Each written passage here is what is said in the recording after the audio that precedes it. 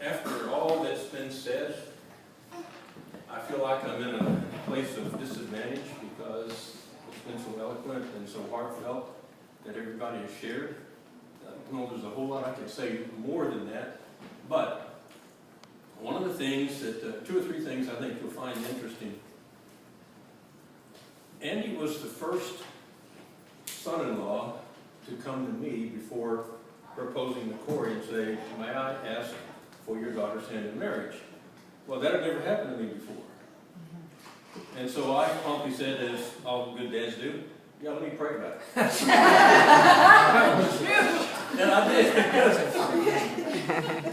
Something that you might not know about Corey and Andy, which I think has given them a foundation upon which to build.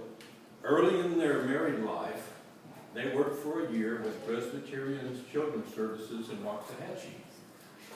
They had a home with 6 kids who were wards of the state, who had been abused, who had been abandoned, who had all kinds of problems.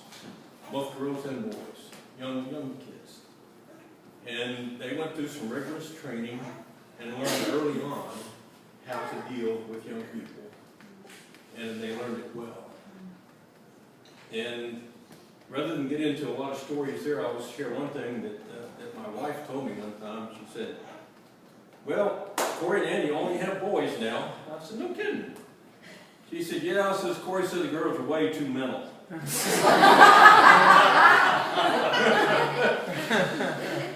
and they had some, they had some kids that were just really, really a handful.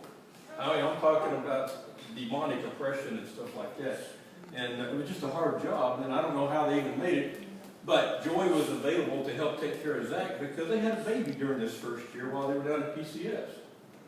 And it was a tough job, but I think they learned a lot, and I think it's paid off for a lot of you and your kids in the school situation.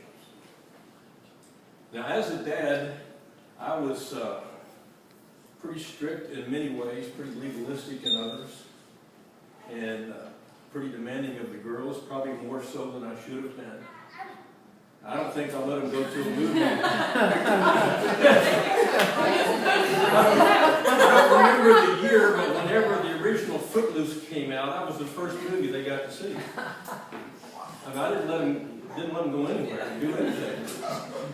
I was very strict. And that was because I came to the Lord kind of late in life. Well, I say late, I was 33 or so. I had high expectations of myself and I had high expectations for the girls. And that was just the way I felt they needed to grow up. And I know at the time it was very onerous for them. It was tough. But I think looking back, they understand that I wasn't trying to be mean to them. I was trying to set a standard for their lives. And I can tell you without exception, Joy never had a question about how I handled the girls. Maybe once or twice over the years, and she would come to me in private and say, I think you're wrong about this. Maybe we need to change something here. And she had such wisdom that I listened to her, and we were able to do a lot for the kids.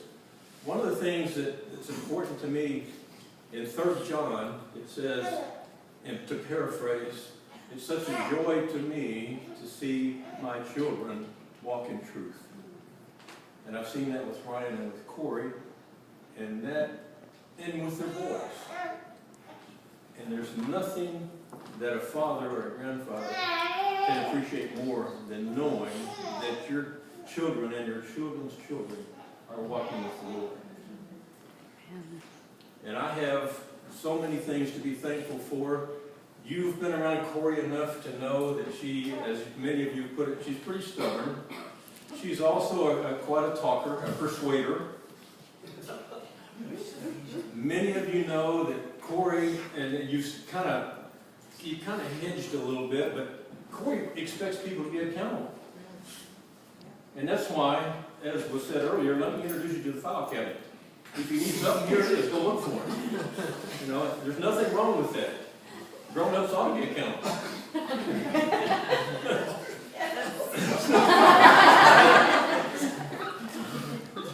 But when she was in school, she didn't have the focus that she has now. and she had a little difficulty with grades every now and then, and I'd sit down to counsel her and to chastise her about her schoolwork. And she would get on a roll, and she would talk and talk and talk and talk. And by the time we got through, I was glad it was over. But when she and Andy got together, it was one of the best things in the world, and it's been such a joy to see all of the friends that she has made, all the contributions that she has invested in all of you, and to see what she was back as a young teenager and see what she is now. It's just pretty amazing. As Corey put it one time in the kitchen over at the house, I'm just amazed at how wise I am. And how humble. But as a dad, I think it's incumbent upon me to bless my children, and I pray a blessing over them regularly.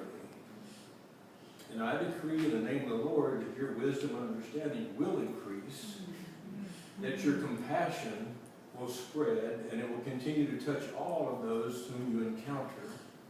And the presence of the Lord that is upon you now will spread to all of those who cross your path. And as it says in Job, decree a thing and it shall be established. And I decree that, and it will come true. And I'm just delighted to be here. Thank you for all of the love that you've shown to my daughter, and to Andy, and to the boys. And I see, more than anything else, all of the characteristics, the positive things that you said about Corey tonight, I saw in her mom. And most of you know Joy, or knew Joy. And she was the most godly lady I've ever known. She showed me what the love of God is really like. And I see that in Corey, and I see that in Ryan. And I'm so proud of them. And it gives me such a joy. And I thank you for allowing me to be here and to kind of close the activities tonight. Happy birthday, sweet girl. Wow. Amen.